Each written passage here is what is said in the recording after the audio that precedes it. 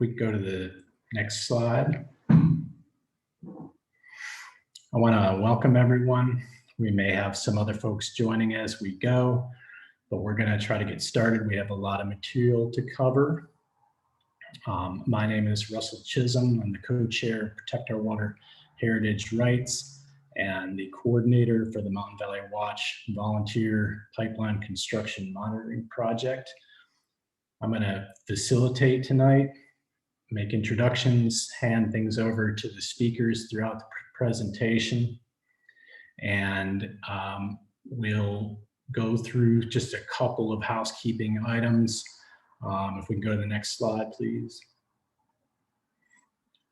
First, I want to welcome you, remind everyone why we're here. This is a personal divestment workshop to give you some skills to help you move your money out of polluting banks. If you wouldn't mind introducing yourself in the chat, tell us where you're from, tell us why you are interested in moving your money and supporting climate and environmental justice that way. Would ask that everyone please remain on mute throughout the presentation so that it's easier for everyone to hear each presenter. And please, throughout tonight, leave your questions in the chat so that we can come back to those in the Q&A. And if we do not get to everyone's questions before the end of tonight's presentation, then we can follow up with registered participants in an email after this. If we can go to the next slide, please. So very quickly, I wanted to introduce the folks and the organizations that are presenting tonight.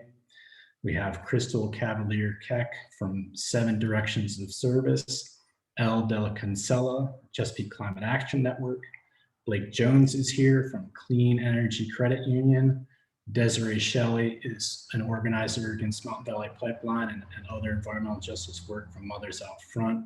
And Power Coordinator Grace Tuttle is here helping us run the show. And we'll have some other resources to share with you at the end. If we can go to the next slide, please. So very quickly, I wanted to kind of set the table a little bit as far as why are we taking this action as it relates to Mountain Valley Pipeline. As you can see, MVP is currently 3 years behind schedule, $3 billion over budget. They have been fined and cited hundreds of times for environmental violations that have added up to millions of dollars in fines at this point. They lack several federal permits, and by our calculations, of roughly 50% of the project finished to restoration. The work that they've done has harmed endangered species habitat, it has harmed our communities, it threatens our water, and it is an absolute climate disaster, resulting in greenhouse gas emissions totaling 37 coal plants. I wanted to also draw particular attention to their extension project, which is a 77-mile project going into North Carolina. That includes a compressor station called the Lambert Station in Pittsylvania County in Virginia that is going to be sited near a majority African-American community where there are already 2 existing compressor stations. So why are we mobilizing to do personal divestment? I want to also remind folks that there are people putting their bodies on the line and doing tremendous organizing work to try to stop this project, including tree sitters. The Yellowfinch tree sits have been going for 925 days, including 125 days in the face of a court injunction. Our communities have been surveilled, harassed, targeted by private security and law enforcement, and all of that is paid for by the banks that we will be moving our money out of. Next slide, please. So again, just a little bit about the compressor station project on the Southgate. Work has not begun on any of this, but the banks are still loaning money to this project, still financing this destruction. As you can see there, it's a fairly large facility going near already large facilities that introduces pollutants into the air and will harm directly those communities down there. Can we go to the next slide, please? And who are we here really to talk about? The banks behind MVP. The primary banks are JP Morgan Chase, Bank of America, TD, PNC, Union Bank, Wells Fargo, Citigroup, and US Bank.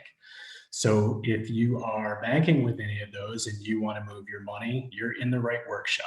And we're going to really give you some great resources to take those steps. And thanks also to Oil Change International for their updated report on the banks behind the Mountain Valley Project, which will give you all of the dirty details, and we'll share that link with you so that you can read that report and understand what we're dealing with.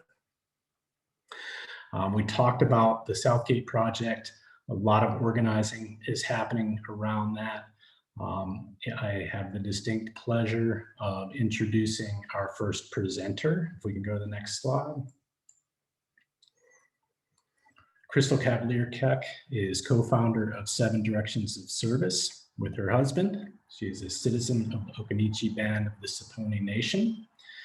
She has been up to connect with MVP mainline fighters, has been doing incredible organizing around the Southgate project. She's also chair of the Environmental Justice Committee for the NAACP and a board member of Haw River Assembly, another group that is also doing great work down there on Southgate. Wants to talk about some of the frontline work that she is doing. Crystal? Thank you. Can you hear me okay? Okay, great.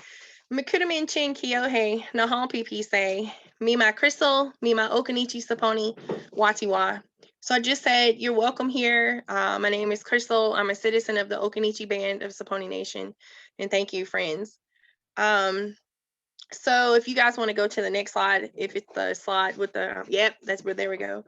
So I've been fighting the MVP Southgate as soon as I knew it was coming through in April of 2018, I believe. And at that time, I was sitting on our tribal council for the Occaneechi Band of the Saponi Nation. And we were also fighting the the ACP. And, you know, I was kind of like, oh, that doesn't really affect us, but it does. But then when I found out this pipeline was coming 5 miles from where I live, you know, I got real stressed out because, you know, we have family property. And so I just started reaching out to try to make people aware and educate them. And so these pictures here are, one is the Bannister River, and then one is the Dan River. And then there's another river. And I wanted to show you guys of how important and how sacred these bodies of water are. So my tribe, the Occaneechi Band of the Saponi Nation, we had an island in Roanoke, off of the Roanoke River. And it was unfortunately flooded by the Army Corps of Engineers. And now our island is submerged under the water in Carr Lake. And I don't know if you guys know, but they used to call it Bugs Island. And we would still go there as a family, but we also would go visit the Dan River and the Bannister River, which is really close to the beginning of the Mountain Valley Pipeline Southgate extension, where they're building the compressor plant.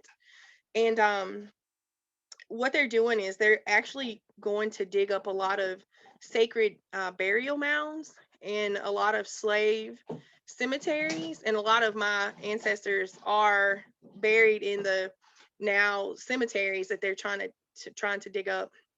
And so what I've been trying to do is educate people that they need to take action, not just the families that live along the pipeline, but the community, because they don't understand how sacred and how valuable that is. And so, you know, with my help with Desiree, you know, we were able to get the MVP Southgate's 401 water quality permit. We, you know, had a call to action, and we had a very tremendous turnout.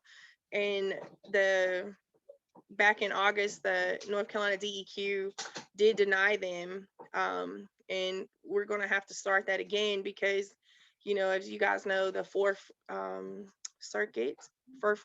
court circuit just kicked it back. And so we just want to remind the new North Carolina DEQ secretary of why we need to stop this pipeline. It's not needed. is going to go through a lot of rivers and streams and tributaries.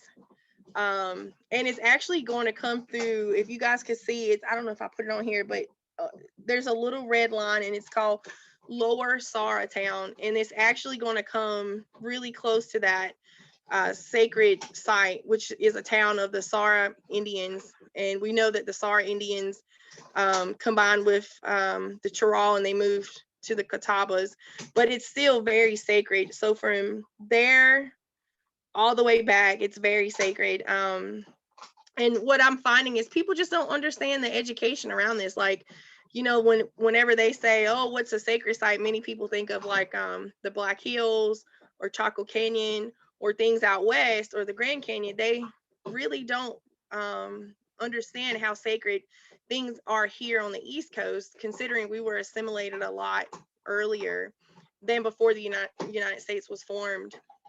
And so we have a walk that's coming up on May the 2nd. It's a Sunday, and we're still planning some of these things.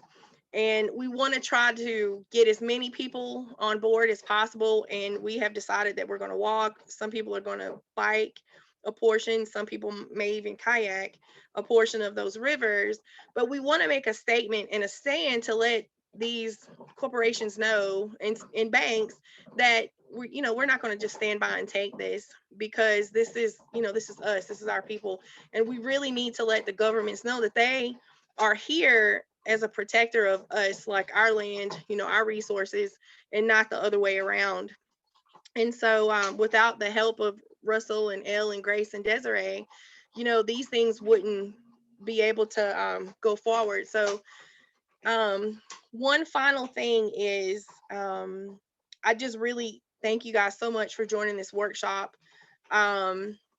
It's just amazing that you guys are taking an interest in how to divest personal funds, and that's real important. I've taken a step. I used to bank with Bank of America, but I pulled my money out and now I have it in a credit union, and I make sure that this credit union is supporting the things that I am interested in, because where my money goes, I want them to understand, like, hey, you got to speak for me, because I have invested my money in your account. So with that, thank you so much. I'll turn it back over to you guys.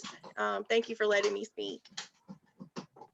Crystal, thank you so much for being here, for reminding folks why we are taking this action tonight together. We do that in solidarity with you. We also do this in solidarity with the many other fights that are happening around the country and around the world. We're going to talk a little bit about some of those other projects. I'm very grateful to Desiree Shelley Flores to present this next section. Desiree is a member of the Monacan Indian Nation, originally from Baltimore. Moved to the Roanoke area in 2017, where she now works as a climate justice organizer with Mothers Out Front. Desiree organizes community teams building intersectional climate and environmental justice campaigns in Roanoke and the New River Valley, as well as an emerging team in Southern Virginia.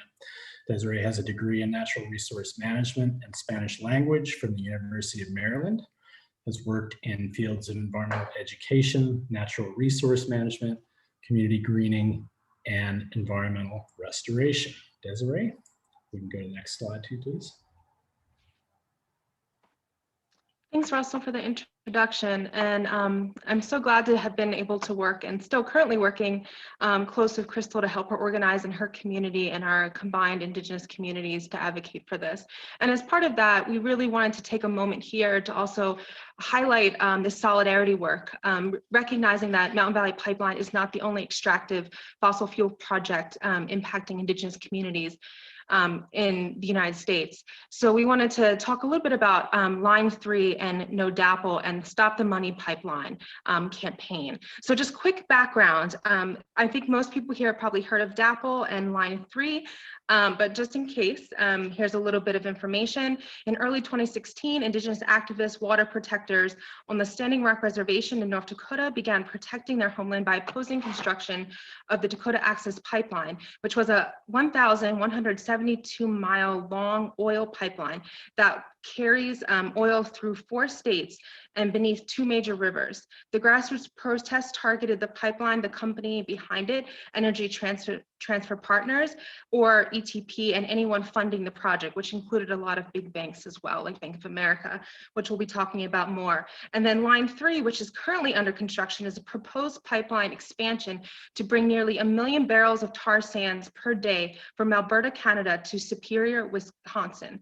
It was proposed in 2014 by Enbridge, a Canadian pipeline company responsible for the largest inland oil spill in the United States. Enbridge seeks to build a new pipeline corridor through untouched wetlands and the treaty territory of the Anishinaabe peoples through the Mississippi River headwaters to the shore of Lake Superior. Next slide.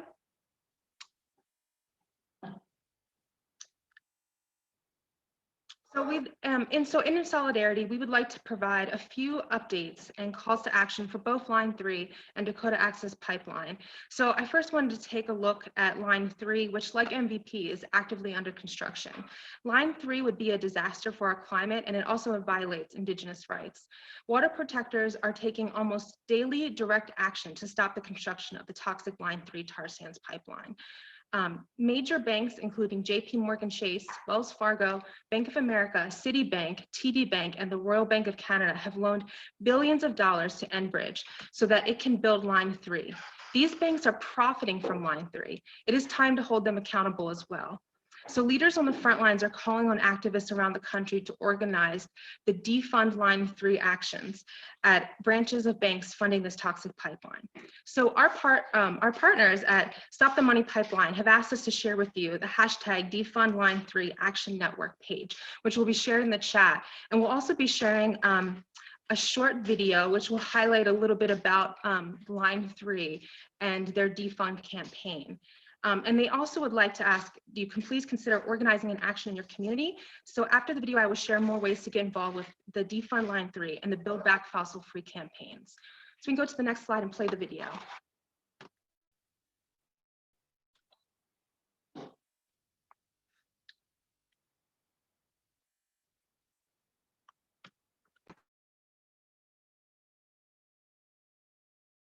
Just one moment, having a technical difficulty.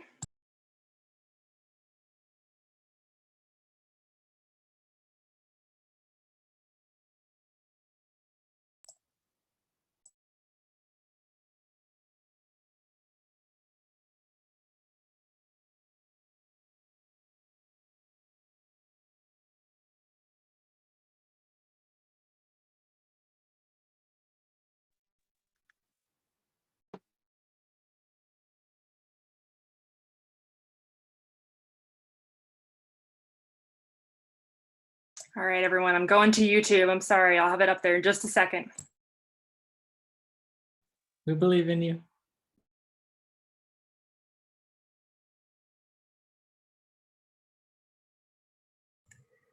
While Grace gets that queued up, I want to welcome folks who may have joined a little bit late. Thank you for coming to tonight's presentation on individual divestment. Please feel free to leave questions in the chat for our presenters. We have a lot of different resources to share. We may not get to all of your questions by the end of the presentation, so feel free to use the chat for those.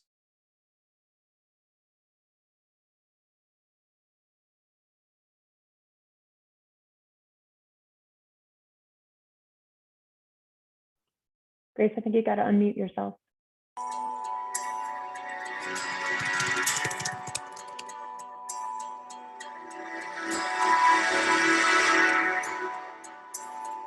We're here because this company wants to send dirty tar sands through hundreds of our watersheds to the shore of Lake Superior, to the Great Lakes, the fifth of the world's fresh water.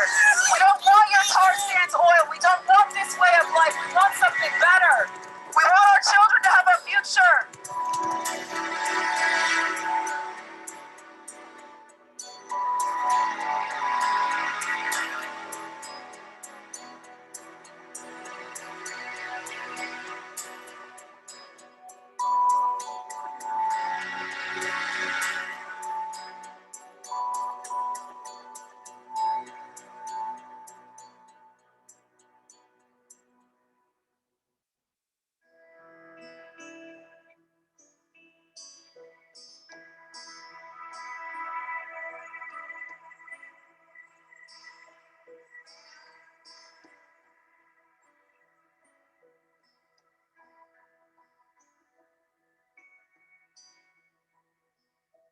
going to harm wild rice irrevocably.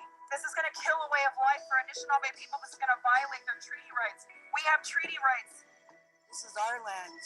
And we've already lost 13 to 15 wild rice lakes, that sustains our food here. The fish habitat, the deer habitat, the birds, this is not good for our lands and the animals.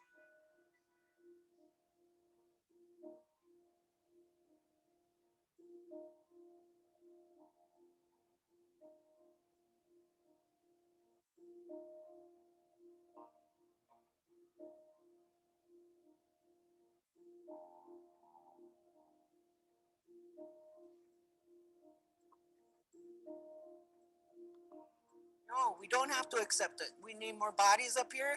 We need more people who can be arrested to say no to these pipelines.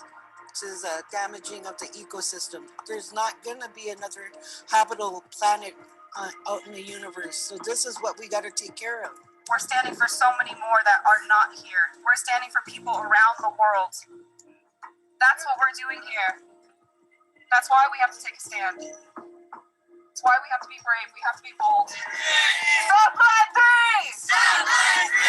Stop Line 3!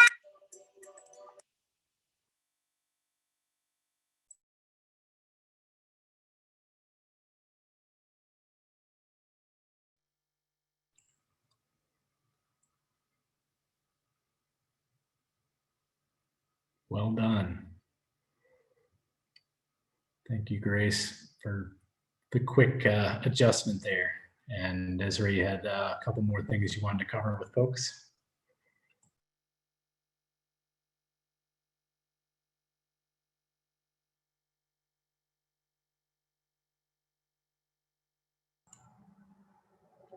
You might be muted if we still have Desiree.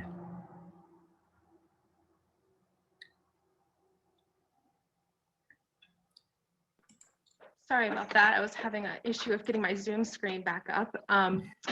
Thank you for sharing that and fixing that, the quick adjustment to the video again. Now to wrap that up, I'd like to just share a couple of the calls to action that they have asked us through the Stop the Money pipeline to invite you all to. First is this this Friday, March 19th, is the Defund Line 3 online rally. So similar to what we're doing today, they'll be having a Defund Line 3 rally to support that cause.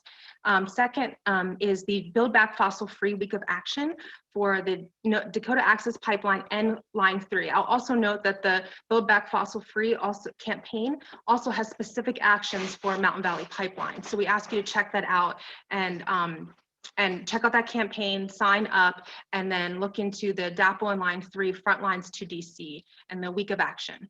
Also check out the Action Organizing Toolkit and Digital Organizing Toolkit, both for this Week of Action and for also the Defund Line 3, and you'll find out ways that you can pressure these banks on social media, as well as other actions you can take to divest. And then also the video that we just shared, they have a toolkit for that too. So there's a toolkit for everything. And how to share that on social media and get more information out to others that may not yet know about Line 3, and to share the solidarity work. So I'll end with just saying too, why I feel this is important is that it's not just about asking these banks to stop one specific project. We want to show us that all of these projects need to be divested from or defunded.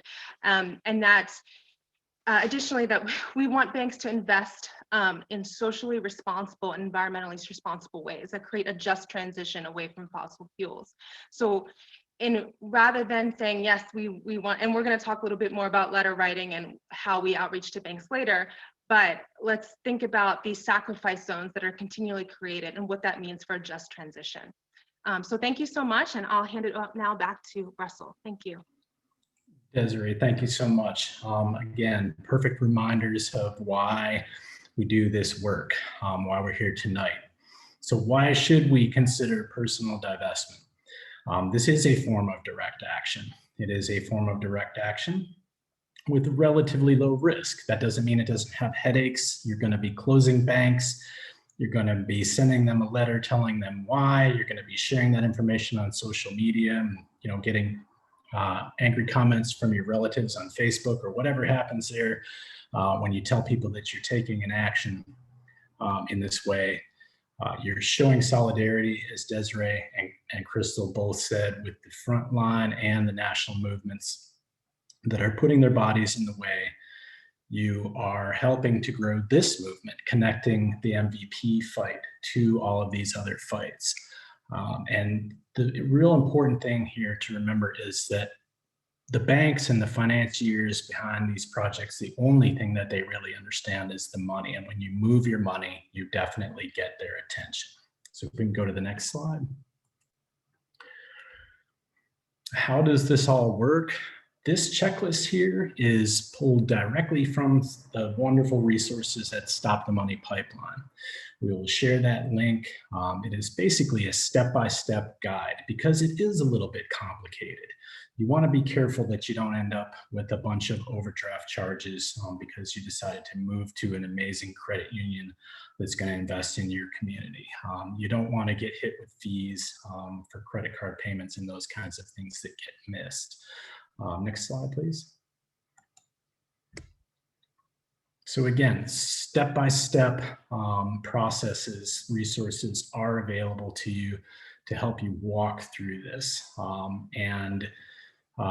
You know, when all of that is said and done, you will know that you are then investing in your community, investing potentially in a financial institution that's going to put your money to work doing things like renewable energy or giving reasonable loans, giving fair loans to people who need them for weatherizing and those kinds of things.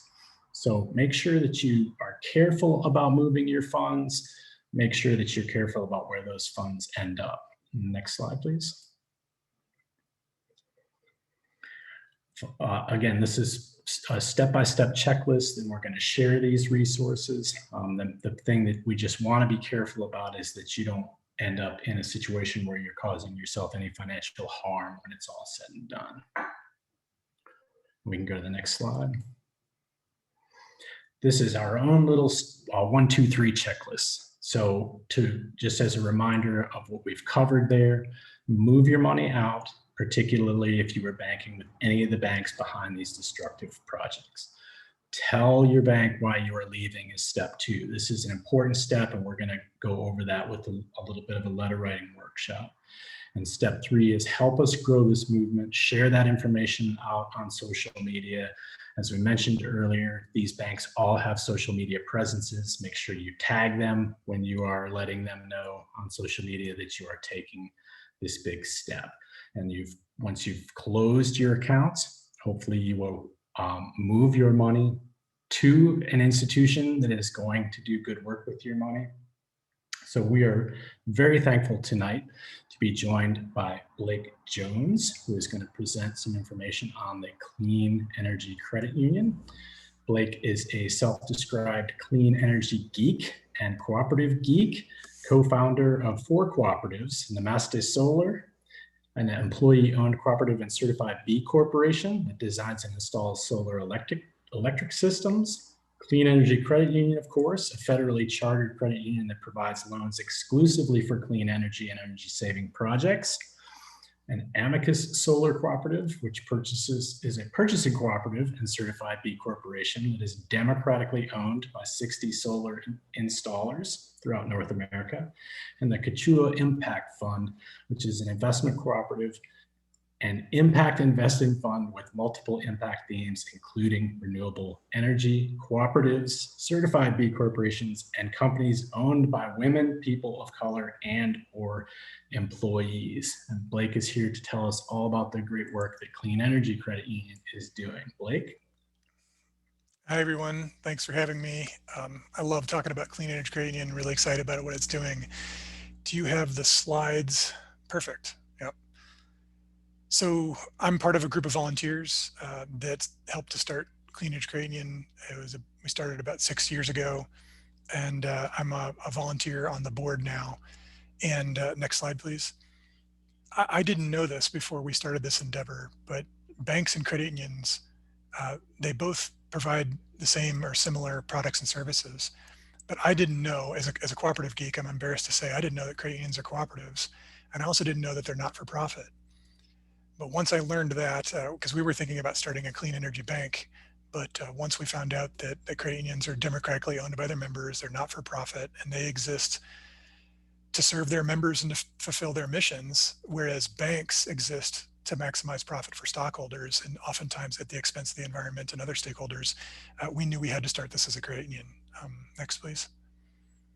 So Clean Energy Credit Union is basically, it's an online only, it's a federally chartered credit union, so it can serve anywhere in the United States. And it focuses exclusively on clean energy loans and energy saving loans. So you can get an auto loan with us, but it has to be for an electric vehicle or a very fuel efficient hybrid. You can get a home improvement loan with us, but it has to be a green home improvement loan. So for appliances that are Energy Star rated or things that have much higher efficiency than otherwise, this is all that we do. Next. Our vision is a world where everyone can participate in the clean energy movement. And we help to manifest this vision in two ways. Next, please. First, we make it easier for everyone to afford to use clean energy or to save energy by providing clean energy loans, energy efficiency loans with the very best terms in the country. So our goal is to make it as cheap as possible for somebody to get a loan to put solar panels on their roof or to get a heat pump or to get high efficiency windows. And our loans are designed so that the monthly payment for the loan is usually the same as or less than the amount that they're going to be saving on their utility bills. So this is a great way to help people save more money on their utility bills, lower their footprint on the environment, but also it's a great community wealth building strategy because the more people that we can have with these types of projects, it's better for the environment, it's better for their pocketbook, it's better for their communities. The second thing that we do to bring about this vision is make it easier for everyone to invest in the clean energy movement. Now, I'm a clean energy geek. I already have solar panels on my roof. I already drive an electric vehicle. My home is really energy efficient. Well, what else can I do? The other thing that I can do is I can move all of my banking to Clean Energy Credit Union where I know that my deposit dollars are federally insured, just like they would be at a Wells Fargo or a Bank of America. But instead of financing fossil fuels and who knows what else, at Clean Energy Credit Union, it only goes towards financing somebody else's clean energy or energy saving project. That's the only thing that it's going to be used for. And I can do that for as little as $5. So if you've got $5, you can open an account and don't have to worry about the risk associated with, which clean energy stocks do I buy? I don't need any particular investment experience. This is a federally insured way to invest in the clean energy sector. Next, please. So ultimately, we want to provide everybody with the opportunity to help protect the environment, to support clean energy, to improve the economy, regardless of whether or not they're going to be borrowing to do a project or they're going to be depositing or both. Next. So Clean Energy Credit Union is unique, not because it's a credit union, I guess it's a combination of things. So the credit union structure, we're tax exempt, not for profit. We don't have any stockholders to pay. So all the money that we'd otherwise send to Uncle Sam and to stockholders, we're passing it through to our borrowers in the form of better loan rates, better loan terms. We've also just got that cooperative trust factor. Like our board, of which I'm one member, we're all volunteers. We're not in it for the money, and we're directly accountable and we're democratically elected by our co-op members. And then, of course, we've got federally insured deposits, which is great. So the credit union structure is a great structure to be using. Second is just the exclusive focus on clean energy lending. It's in our mission. It's in our DNA. There's going to be a lot of new technologies that come out for clean energy and energy efficiency, which is a good thing. We're going to be right there providing loans for whatever those new technologies are. And it's going to be changing very rapidly in the coming 10 to 20 years. And then third, we're what I call a 21st century financial institution in that we don't have any brick and mortar branches. Everything is done with a smartphone. It's done with online banking. It's done over the telephone. It's done through our website. And this reduces costs because brick and mortar branches, A, it makes it difficult to serve everybody in the entire United States where we want to serve people. But two, brick and mortar branches are expensive. So all the overhead savings from not having brick and mortar branches, we pass it through to our members in the form of better loan terms. Next, please. Who can join Clean Energy Credit Union? Well, one of the disadvantages that credit unions have versus banks is banks can serve the general public. Credit unions cannot. Credit unions usually serve people who live in a certain geography, like all the members, all the people who live in a XYZ county can join XYZ credit union. All the people who work at IBM can join the IBM credit union. With us, it's anybody who's a member of these organizations, and it's a growing number of member-based organizations. If you or if somebody in your household or family is a member of one of these organizations, then you're eligible to join Clean Energy Credit Union. And once you join Clean Energy Credit Union, you're a member for life. You don't have to maintain your membership in one of these organizations. Solar United Neighbors is free to join. American Solar Energy Society costs $10. It's been around since 1954. It's a nonpartisan organization. There's a few options here. Next. The loans that we offer right now are residential solar electric systems, residential geothermal systems, green home improvements, which can basically be water heater, furnace, heat pump, anything that's Energy Star rated or high efficiency, more efficient than anything else. Electric vehicles, we're doing a lot of electric vehicle loans. We also do hybrids like Prius, assuming it's not a hybrid in name, but one that actually gets higher fuel efficiency. We can provide a loan for it. And then a lot of electric bikes. Like my wife has an electric bike, an e-bike, and she absolutely loves it. Both of our kids fit on the back. She can get around town and extend how far she can bike without having to show up everywhere entirely sweaty or taking really, really long. She can get up all those hills and extend her bicycle commute. In phase 2, we don't yet have credit cards, so that's a disadvantage of working with us, but hopefully we'll have credit cards as early as next year. Same thing with mortgages. When we do offer mortgages, there'll be a similar mission alignment requirement so that they'll have to be net zero energy or really efficient homes. And then business loans, we're also hoping to be able to provide business and nonprofit loans next year. Next slide, please. In terms of deposit products, we've got checking accounts, we've got debit cards. You can see the fun themed debit card there. We've got savings accounts, money market accounts, clean energy CDs, and IRA accounts. So all of these, again, whatever your deposits are, it's only going to go towards clean energy and energy saving projects. And then later this year, we're hoping to come out with HSAs. We actually already have business accounts.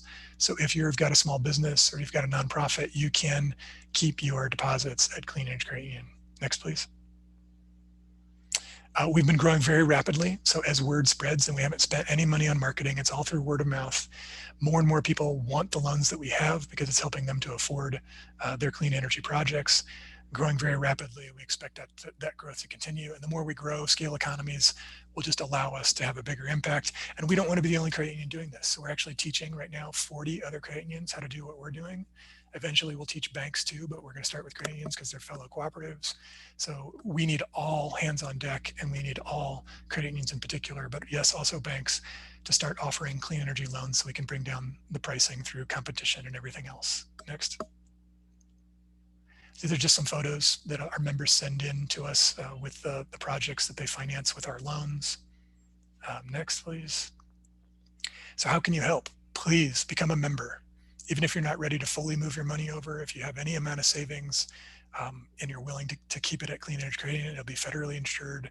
But we need more deposits in order to be able to provide more loans. If you're looking to refinance your electric vehicle, or you're looking to buy an electric vehicle or an e-bike or solar system, please give us a try. I think we can offer the lowest interest rates in the country. And then please help spread the word. So we don't just need other people to join, but we're also looking for employees. Right now, we're having a hard time finding loan officers and loan processors and member services or customer service agents. We need more folks to work with us, because that's our biggest bottleneck right now, is growing our team so that we can keep up with demand for our clean energy loans. Next, please. Yep. And just going to our website, it's very easy, cleanenergycu.org, or you can go to cleanenergycu.org/join and start the process. Everything's done easily online without any paperwork. Next, please. And applying for the loan, that's the same thing. Go to our website and click on any of the apply buttons, or you can go straight to cleanenergycu.org/apply. Next, please. And that's it. If you want to ask me any questions, my email address is there, or you can go to our website and start a chat with one of our staff team members, or there's a website form too where you can ask questions. But we think that we've got a really good idea here. We've gotten already some good support, but we want to take this to the next level, and it would be great to have you be a part of that. So please join us. And thanks everybody for listening. Blake, thank you so much for taking the time to join us tonight. We threw this idea out at you only very recently. Many of us were only just recently learning of Clean Energy Credit Union and the mission that you have there. I hope you have time to stick around for Q&A for folks. And is there a way that people can reach you if they want? Well, it's right there on the screen. If they want to reach you, your email is there. So really appreciate that presentation and the mission there. Moving along, because I know we are coming up on about a quarter till. We have a little bit left to cover. I want to introduce Elle de la Cancela, who's an organizer with Chesapeake Climate Action Network. CCAN, as we know them, is a regional organization dedicated to fighting climate change through state and federal policy while investing in and supporting fights for environmental justice at the grassroots level. Located in Richmond, Virginia, Elle focuses mainly on stopping extractive industries from harming the environment and public health and building equitable, thriving cities. And Elle is here to talk to us about writing those letters to the banks when you quit them. Elle? Yeah, thank you, Russell. Thank you, Blake. Thank you, Desiree. Thank you, Crystal. I'm very happy to have all of y'all here. And like Russell said, my name is Elle. I use she, her pronouns, organized with CCAN. And I'm hitting you with the comms. So we've learned how to divest. We've gotten kind of our grounding in the front lines. We've learned how to divest. We've heard a little bit on where to invest and now what, right? So we believe in using every tool in the toolbox at Divest MVP. And so while moving your accounts will have a financial impact, especially if we're doing it in mass, we need to be sure that these institutions understand exactly why we're closing our accounts and where we would like to see them move their investment. So we chopped it up a little template letter that you can amend to your liking. We'll throw it in the chat now maybe, but you will definitely get it at the close of this webinar. So letter writing, why? So your bank might have a spot for you as you are closing your account to outline your reasoning, but we want to make sure they're really getting the message. So we're either emailing them. If you want, you can snail mail your letter to them to really make them look and listen. So that it's not just a closed account with no rationale. And the big part of this is we want to make banks scared, right? We want to make a big splash, which is why we're encouraging you all to time your divestment and letter sending in one fell swoop. So as you heard earlier, there is the Build Back Better week of action that is in a couple of weeks, that is starting on March 29th. And so we will be kicking off our week of divestment immediately following. This is for a couple of reasons. So one, we're going to have increased public attention kind of at a national level, right?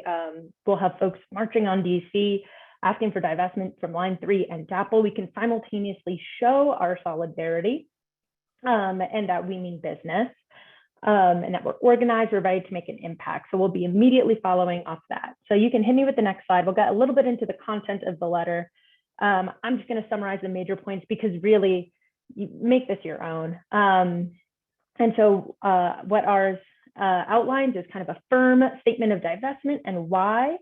It gives a brief overview of the Mountain Valley Pipeline. So this is kind of the completion timeline, why it's going nowhere, and then looking at the environmental and like human health concerns that this pipeline has already, the harm it's already done, the harm that it's capable of. So then we want to outline why continued investment in extractive industries, in the fossil fuel industry, is fraught.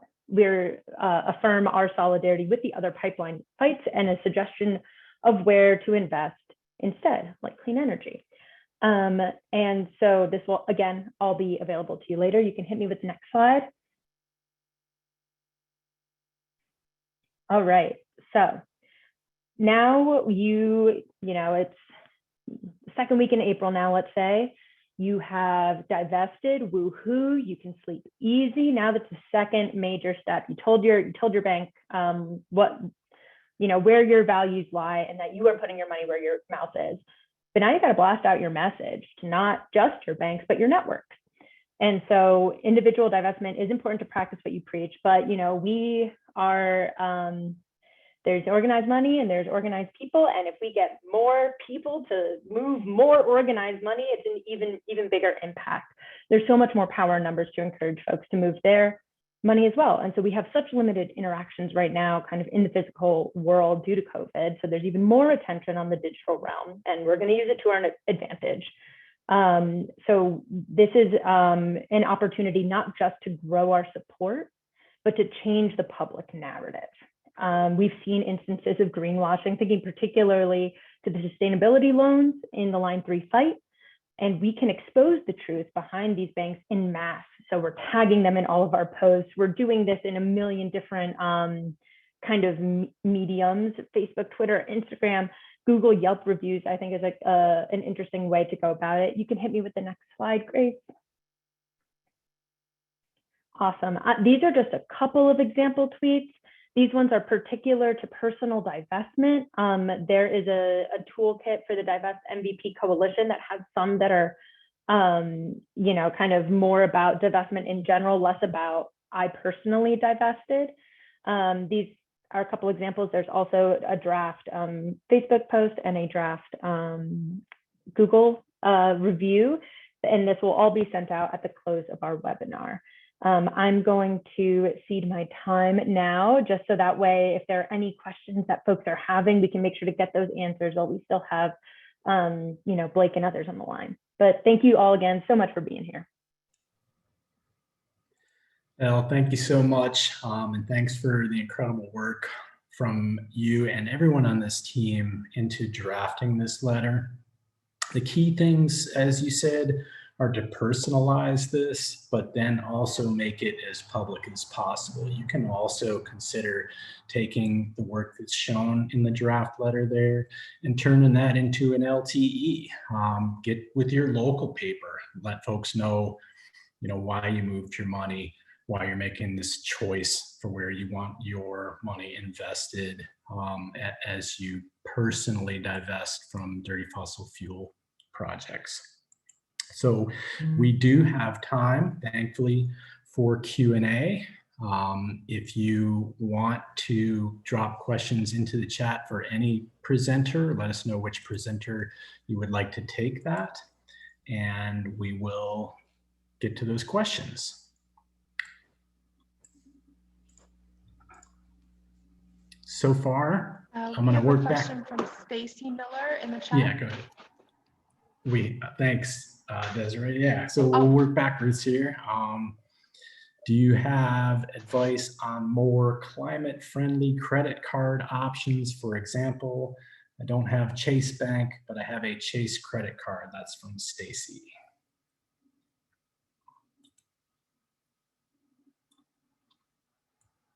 I can say that local credit unions often do provide this service.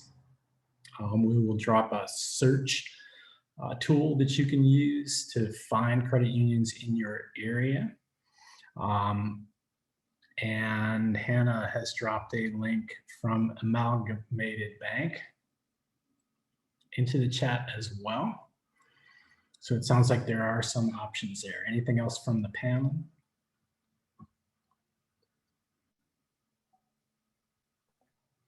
It looks like Grace has a question for Blake, if Blake is still on. Yep, I'm here. Awesome, which is, I currently bank with a credit union. How do I encourage them to link up with you or take more assertive clean energy policies? You can send my email address to them. And what we have is a couple of resources that we can offer to them, including we helped to create the curriculum for a training program that trains employees of credit unions and banks on how to do clean energy lending, for example. But depending on what they're looking to do, we can help try to connect them to the right resources and the right ways to learn. Great question, and thank you for that answer. What else? Question from Jessica. Do y'all have suggestions on how to use the great tools you've created to approach my local county government to divest county funds?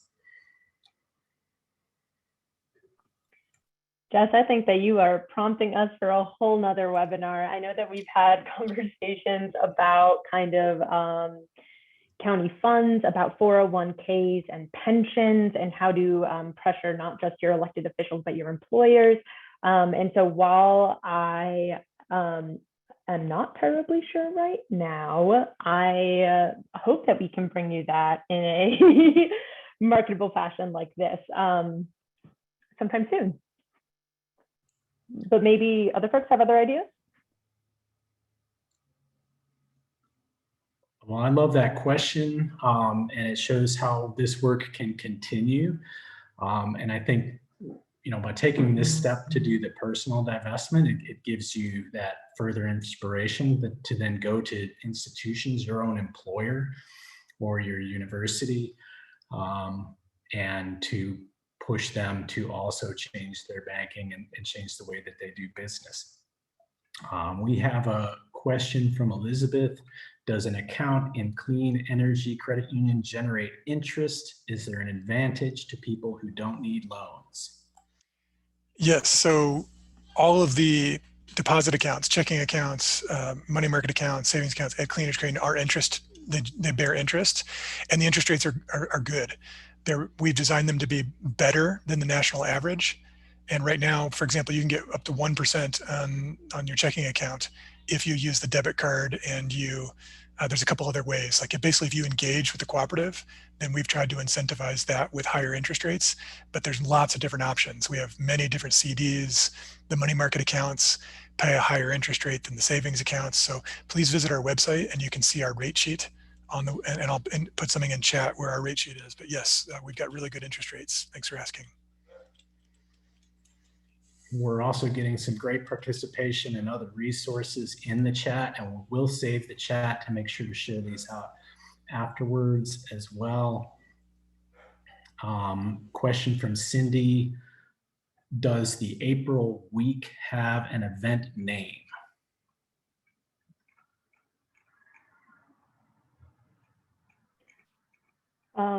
It currently doesn't, but that's just because the marketing hasn't been made for it yet. But I'm thinking put your money where your mouth is might be a good one if we have consensus from folks on the call.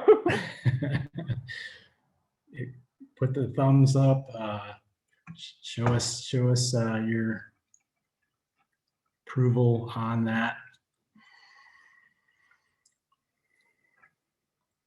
What else? We have about 4 minutes left here, and a really great panel of knowledgeable people. What other questions do y'all have?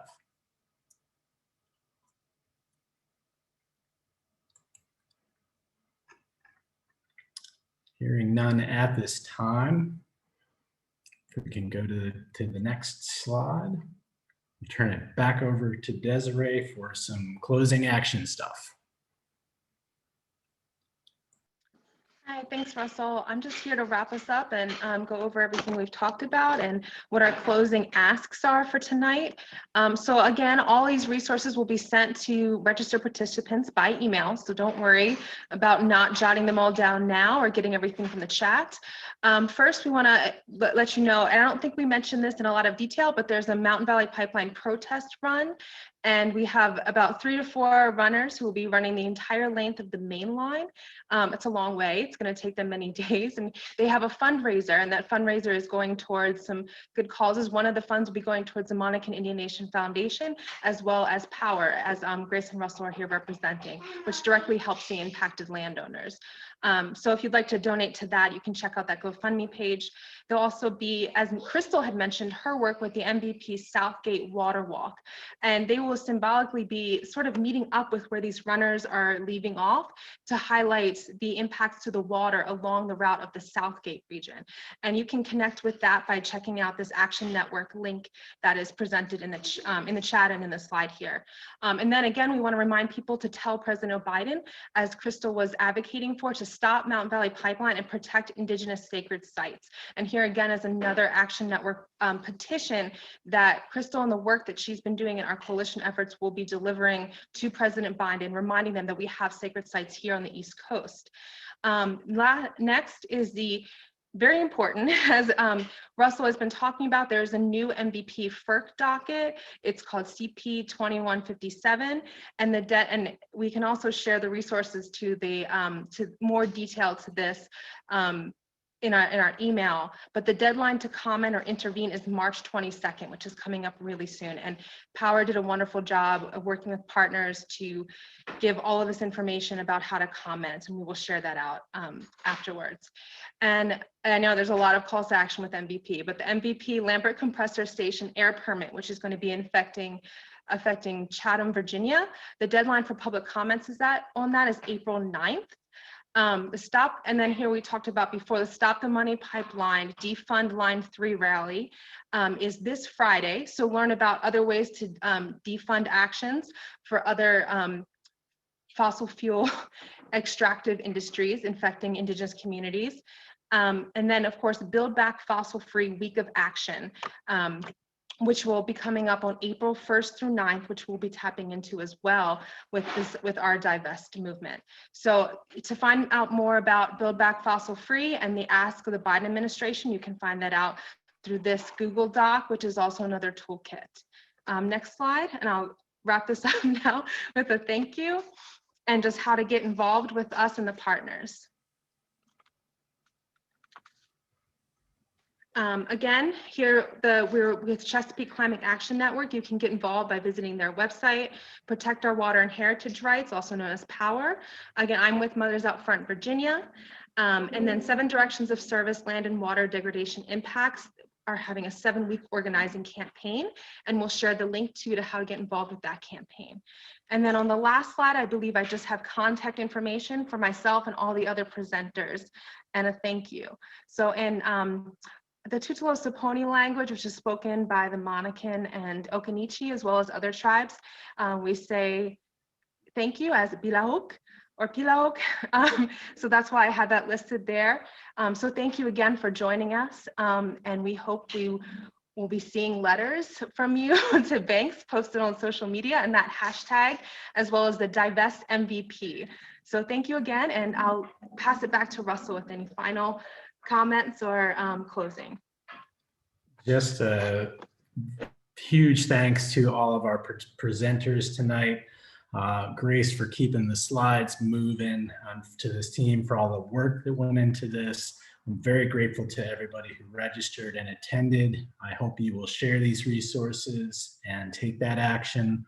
Feel free to let us know. Copy us on your letter when you've got it done. You'll have our emails there. Please follow up with us and let us know that you've taken those next steps in solidarity with all these powerful movements. Thank you so much, everyone. Have a wonderful evening, and we'll see you at the next event.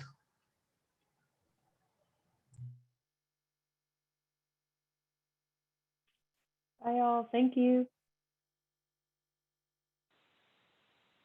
Thanks, everyone. Thank you. That was great.